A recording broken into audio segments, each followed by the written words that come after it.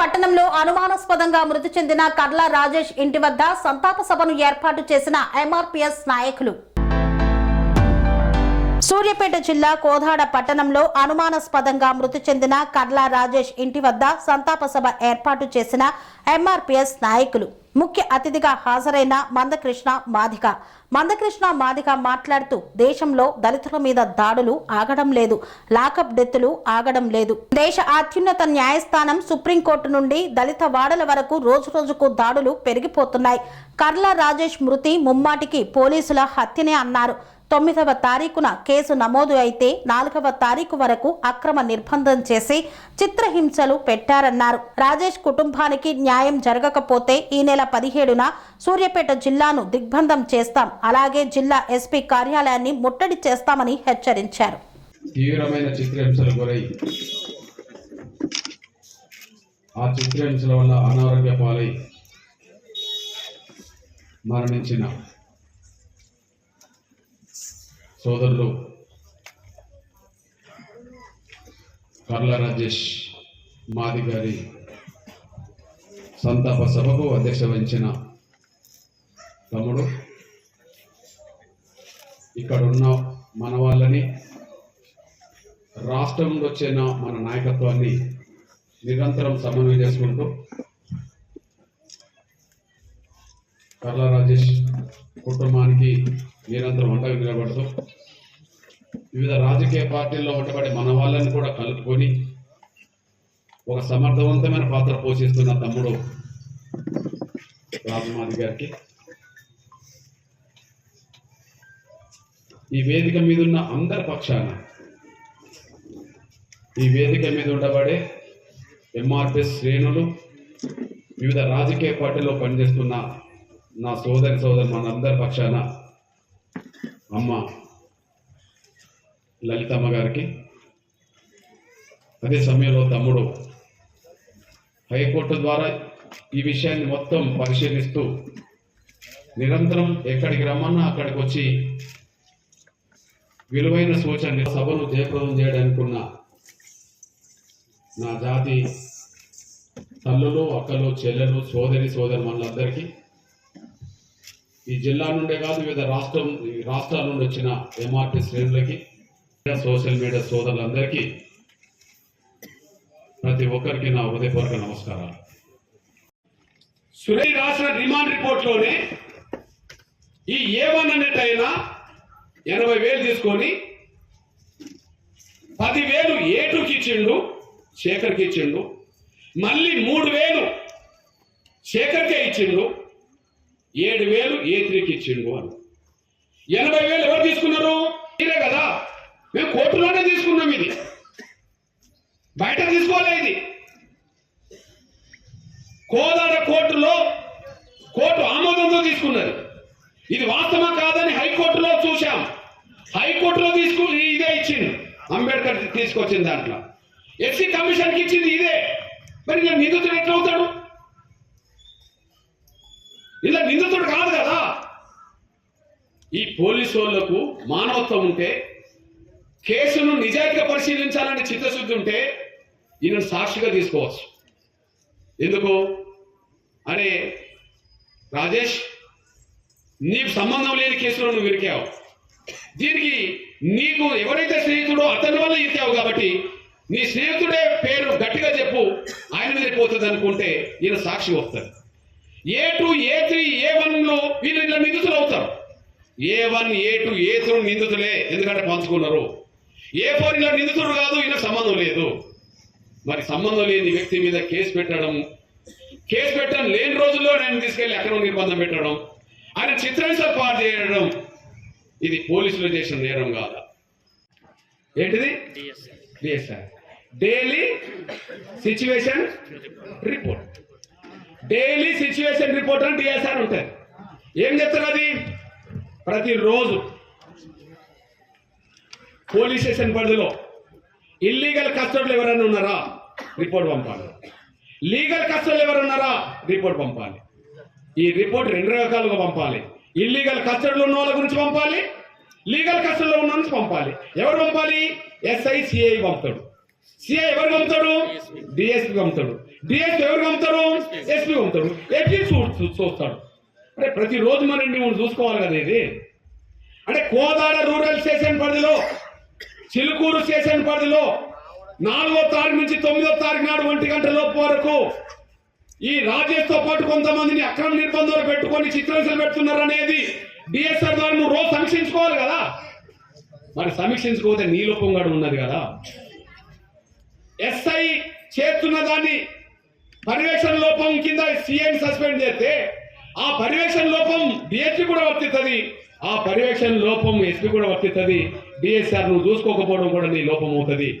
Daily situation report నువ్వు ప్రతిరోజు చూసుకోవాలి. రోజు చూసుకొని ఏది కంట్రోల్ చేయాలి, ఏది కంట్రోల్ చేయకూడదో తెలుసుకోవాలి. కళ్ళు చెవులు ఎవరు? స్టేట్ గవర్నమెంట్ కు కళ్ళు చెవులు ఎవరు? ఇంటెలిజెన్స్. మరి ప్రతి జిల్లాలో జరుగుతున్న కార్యక్రమాలు ఏ విధంగా ఉన్నాయని చెప్పడానికి ఎవరి వాళ్ళ ఎస్పీకి ఎవరుంటారు? ఎస్పీ ఉంటారు. ఎవరుంటారు? స్పెషల్ బ్రాంచ్ ఉంటుంది. ప్రతి మండలంలో స్పెషల్ బ్రాంచ్ ఉంటుంది. మరి ప్రతి మండలంలో స్పెషల్ బ్రాంచ్ నీకు రోజు రిపోర్ట్ పంపింది కదా. ప్రతిరోజు special branch, Kodad special branch, Chilukur special branch, ఇక్కడ ఉండబడి అక్రమ నిర్బంధం నీకు రోజు పంపింది కదా. మరి పంపితే నువ్వు ఎందుకు సరి చేయలేకపోయావు? ఉన్నారు మీరు కమ్యూనిస్ట్ మార్కిస్ట్ లో ఉన్నారు, ఇతర పార్టీలో ఉన్నారు. ఒక్క పార్టీ జిల్లా అధ్యక్షుడు ఈ కుటుంబానికి వచ్చినట్టుగా నాకు అనిపించట్లేదు. సూర్యాపేట జిల్లా అధ్యక్షుడు కాంగ్రెస్ అధ్యక్షుడు ఎవరు?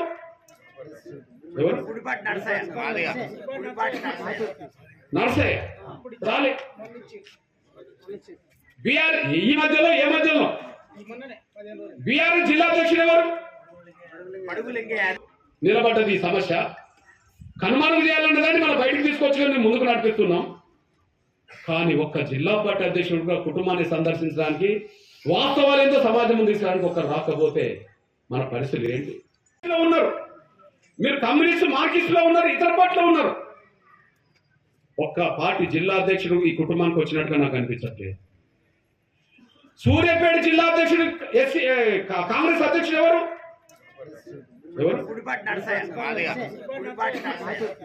నర్సయ్య రాలే. బీఆర్ ఈ మధ్యలో ఏ మధ్యలో బీఆర్ జిల్లా అధ్యక్షుడు ఎవరు? నిలబడ్డది ఈ సమస్య. కనుమరుగు చేయాలన్న దాన్ని మనం బయటకు తీసుకొచ్చుకొని ముందుకు నడిపిస్తున్నాం. కానీ ఒక్క జిల్లా పార్టీ అధ్యక్షుడుగా కుటుంబాన్ని సందర్శించడానికి, వాస్తవాలు ఏంటో సమాజం ముందు తీసుకోవడానికి ఒక్కరు రాకపోతే మన పరిస్థితులు ఏంటి? ప్రాతిథ్యం వహిస్తున్న ఉత్తమ్ కుమార్ రెడ్డి బాధ్యుడని చెప్తున్నా. రాయండి వాళ్ళ పేర్లు డైరెక్ట్ గా రావట్లేదు. నేను డైరెక్ట్ గా చెప్తున్నా, వాళ్ళు ఇండైరెక్ట్ గా చెప్తున్నారు. వాళ్ళకి అంతే. నేను చాలా చూస్తున్నా. నా కోదాడ ప్రెస్ అంటే చాలా గౌరవం, వాళ్ళకు కూడా తెలుసు. కానీ ఎక్కువ ఒక దిక్కు అది కొద్దిగా అది వద్దు. పాత్రికేయ మిత్రులు ఎంత నిజాయితీగా కమిట్మెంట్ గా సమాజం అందిస్తారో ఆ గొప్పతనం కంటే ముందు ఇంకా ఏది పనికిరావు. ఆ గొప్పతనం వీళ్ళు ఇవాళ ఉండేటోళ్ళు, రేపు పోయేటోళ్ళు వాళ్ళంతే. మీ వృత్తి ధర్మాన్ని గట్టిగా నిలబెడితే మీ గౌరవం ఎల్లకాలం ఉంటాయి. అది నేను కోరుకుంటున్నాను, విజ్ఞప్తి చేస్తున్నాను.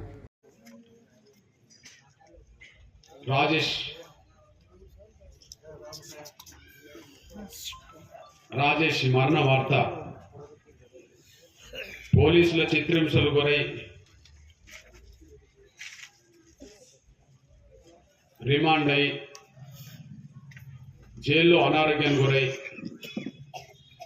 హుజూర్నగర్ ఆసుపత్రికి 2 సార్లు వచ్చి, సూర్యాపేట ఆసుపత్రికి వెళ్ళి, ఆ తర్వాత గాంధీ ఆసుపత్రికి వెళ్ళి అక్కడ మరణించండి అనే వార్త, ఒక దురదృష్టకరమైన బాధాకరమైన వార్త నేను ఢిల్లీలో ఉండగానే నాకు వచ్చింది. మనందరికి తెలుసు, దాడి చేసిన సంఘటన ఈ దేశంలో అందరికీ తెలుసు. ఆ సంఘటనను నిరసిస్తూ సామాన్య ప్రజలు, నేను చీకట్లో ఉండి ఏడుతుంటే ఈ సారు వచ్చి నన్ను ఎల్లలోకి తీసుకొచ్చాడు. నాకంటే కారణం ఇంతమందిలో వస్తారంటే అది సారు వల్లనే అని నేను గమనిస్తున్నా. ఎక్కడైనా నాకు తెలియని విషయాలన్నీ చెప్పి హైదరాబాద్ 4 నాట్లు తీసుకుపోయి భోజనాల ఖర్చు, టిఫిన్ ఖర్చు, కారు ఖర్చు సారే పెట్టుకొని నన్ను తీసుకొని పోయి 4-5 తమ్ములు నన్ను ఓదార్చి తీసుకుపోయి నాకు సహాయం చేస్తుండే ఆ సార్ లేకపోతే నా జీవితం, నా బిడ్డ ఇంత ధన్యత ఇంతమందిని వస్తారని నేను ఊహించుకోలేదు. ఎవరికి జరగని ధన్యత నా బిడ్డకు జరుగుతుందని నేను భావిస్తాను. ఈసారి వల్లనే నాకు ఈ ధన్యత జరిగిందని నేను నమ్ముతున్నా. మీరందరూ వచ్చినందుకు ధన్యవాదాలు. ఈశ్వరు సార్, నేను 10 సార్లు చెప్పినాను ఆయన.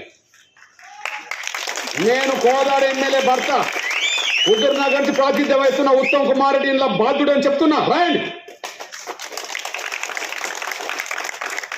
వాళ్ళ పేర్లు డైరెక్ట్గా రావట్లేదు. నేను డైరెక్ట్ అని చెప్తున్నా, వాళ్ళు ఇండైరెక్ట్గా చెప్తున్నారు. వాళ్ళకి అంతే. నేను చాలా చూస్తున్నా. నా కోదాడ ప్రెస్ అంటే చాలా గౌరవం, వాళ్ళకు కూడా తెలుసు అది. కానీ ఎక్కడో ఒక దిక్కు అది కొద్దిగా అదొద్దు.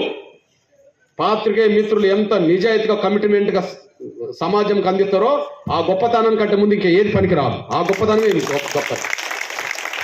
వీళ్ళు ఇవాళ ఉండేటోళ్ళు రేపు పోయేటోళ్ళు వాళ్ళు అంతే. మీ వృత్తి ధర్మాన్ని గట్టిగా నిలబెడితే మీ గౌరవం ఎల్లకాలం ఉంటుంది. అది నేను కోరుకుంటున్నా, దయచేసి విజ్ఞప్తి చేస్తున్నాను. నేను ముందు ఈ నియోజకవర్గ ఎమ్మెల్యే అనే విషయం నేను ముందు నుంచి పసిగడుతున్నాను. నేను నోటీసులు పెట్టేటప్పుడు నేను మన కాంగ్రెస్ లీడర్లను కూడా తీసుకెళ్తామని చెప్పేశా. కానీ ఆయనకు ఫోన్ చేసి, అన్న ఆ కుటుంబాన్ని తీసుకొస్తా, కాంగ్రెస్లో ఉండబడి మా మాదిగ లీడర్లు కూడా తీసుకొస్తానన్నా, మాకు టైం ఇవ్వమంటే, లేదు నేను అందరితో ఇప్పుడు మాట్లాడను, నువ్వు వస్తే మాట్లాడతాను అని అన్నాడు అతను. నేను అందరితో మాట్లాడలేను, నువ్వు వస్తే మాట్లాడతాను అన్నాడు. బహుశా ఇక అందరి ముందు మాట్లాడిన విషయాలు నా దగ్గర ఏదో మాట్లాడతానని నేను కూడా అనుకున్నాను. నేను సరే చూద్దాంలే అని చెప్పి ముందు వీళ్ళకి కబురు చేశాను. నన్ను రమ్మన్నాడు, నేను పోతున్నా అని చెప్పి కబురు చేశాను. నైట్ బహుశా 10-11 మంది మధ్యలో ఆయన ఇంట్లో కూర్చున్నాం. తర్వాత ఎమ్మెల్యే గారు కూడా వచ్చారు. ఏంటి విషయం అని చెప్పడం జరిగింది. ఒక మాట అన్నాడు, ఎస్ఐ చేసిన చిత్రహింసల వల్లనే చనిపోయిందని మేము భావిస్తున్నామన్న ఆధారాలు ఉన్నాయి, ఇల్లీగల్ కస్టడీ అయితే జరిగింది. రాజేష్ నెంబర్ పెట్టుకొని రాజేష్ పని చేస్తున్నా ఆ పెట్రోల్ బంక్ దగ్గరికి వెళ్ళి ₹1,00,000 తీసుకొచ్చింది అక్రమ నిర్బంధంలోనే కదా. రాజేష్ ద్వారానే 4వ తారీఖు నాడు సాయంత్రం పూటనే రాజేష్ స్నేహితుడు అన్నబడుతున్నా ఈ కేసులో 2వ నిందితుడు శేఖర్ ను డిమార్ట్ గారు అరెస్ట్ చేసింది అక్రమ నిర్బంధంలోనే కదా. తెల్లారి 7 గంటల సుమారు ఈ ఏటోని శేఖర్ తమ్ముడు రాజేష్ వీళ్ళిద్దరు ఇద్దరు పోయే ఏమని అనబడుతున్నా ఇందులో కేసు అనబడుతున్నా నరేష్ ను అరెస్ట్ చేపించి తీసుకొచ్చి నిర్బంధంలో పెట్టింది అప్పుడే కదా. అప్పటికి వీళ్ళ మీద కేసు లేదు కదా. ఏమని నరేష్ భార్య వాళ్ళ బంధువులు రోజు పోలీస్ స్టేషన్ భోజనం తీసుకొచ్చారు కదా. అప్పటికి వీళ్ళ మీద కేసు లేదు కదా. అప్పటికి ఫిర్యాదు లేదు కదా. లలితమ్మ నుంచి మొదలుకుంటే బంధువులు అందరూ కలిసి ప్రతిరోజు భోజనాలు తీసుకెళ్లారు కదా కోర్టుకు, పోలీస్ స్టేషన్ కు. ఇది అక్రమ నిర్బంధంలోనే కదా. శేఖర్ బంధువులు వాళ్ళ భార్యతో సహా రోజు భోజనం తీసుకొచ్చారు. మరి ₹1,00,000 కోసం మరి ఇల్లీగల్ కస్టడీ ఎందుకు పెట్టుకున్నారో ముందు చెప్తారా అని నేను అన్నా. ఈయన ₹1,00,000 కోసం మనిషిని చెప్తాను. ₹1,00,000కు సంబంధం లేదు మనోడికి. ఆ ₹1,00,000 రూపాయికి నయా పైసకు సంబంధం లేదు. ఆయన వాళ్ళ దృష్టిలో ₹1,00,000 కోసం మనిషిని చంపుతారంటే మరి ₹1,00,000 కోసం మనిషిని చంపుకున్న వాళ్ళు అయితే మరి ₹1,00,000 కదా, మరి ఇల్లీగల్ కస్టడీ ఎందుకు చేసుకున్నారు? ఇల్లీగల్ కస్టడీ అయితే జరిగిందనే విషయం నేను చెప్పేశాను. అటు ఇటు తిరిగి ఒక మాట అన్నాడు, ఏమన్నా డబ్బులు ఇస్తే సర్ది పెడతావా అని. విషయం చెప్తున్నా కదా, డబ్బుల సహాయం చేద్దాం, అమ్మను ఒప్పించి చేద్దాం అంటే నేను అన్నా, మీరు మర్డర్ చేసిన వాళ్ళు అయినరు, మీ దగ్గర డబ్బులు తీసుకున్న వాళ్ళు మేమవుతామన్నా. కోదాడలో లాకప్ డెత్ గురైన కల్లా రాజేష్ మరణానికి ప్రధాన కారకుడు చిలుకూరు ఎస్ఐ సురేష్ రెడ్డి మాత్రమే.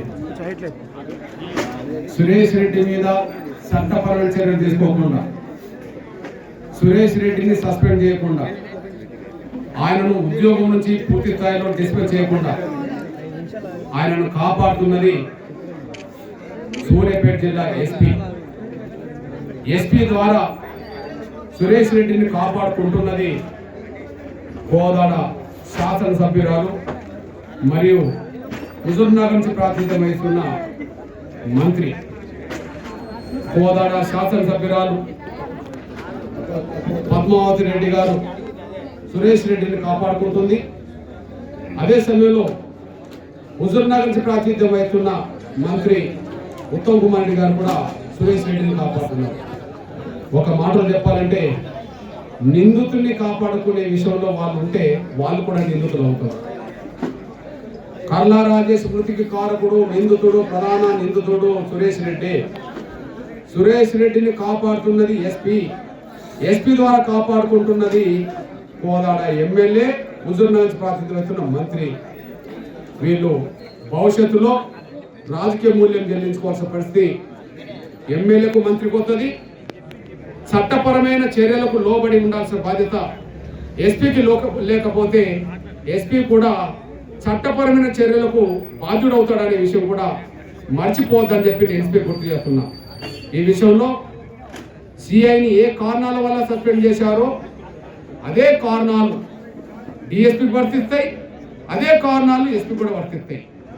కానీ ఒక బీసీ సిఐని సస్పెండ్ చేసి చేతులు దులుపుకొని అసలు ప్రధాన నిందితుడు అనబడుతున్న ఎస్ఐ సురేష్ రెడ్డిని కాపాడుకుంటే రాబోయే రోజుల్లో ఉద్యమాన్ని మరింత తీవ్రతరం చేస్తమే తప్ప వెనుకపోమనే విషయాన్ని ఎస్పీ గారు మర్చిపోవద్దు, ఇక్కడ ఎమ్మెల్యే మర్చిపోవద్దు, మంత్రి కూడా మర్చిపోవద్దు. అందులో భాగమే ఈ ఉద్యమాన్ని మరింత తీవ్రతరం చేయడం కోసం, ఈ ఉద్యమాన్ని మరింత ముందుకు నడిపించడం కోసం ఈ నెల 17వ తారీఖు నాడు సూర్యాపేట జిల్లా కేంద్రంలోనే ఎంఆర్పిఎస్ మొత్తం అనుబంధ విభాగాల రాష్ట్ర కమిటీ సమావేశం సూర్యాపేటలో జరుగుతుంది.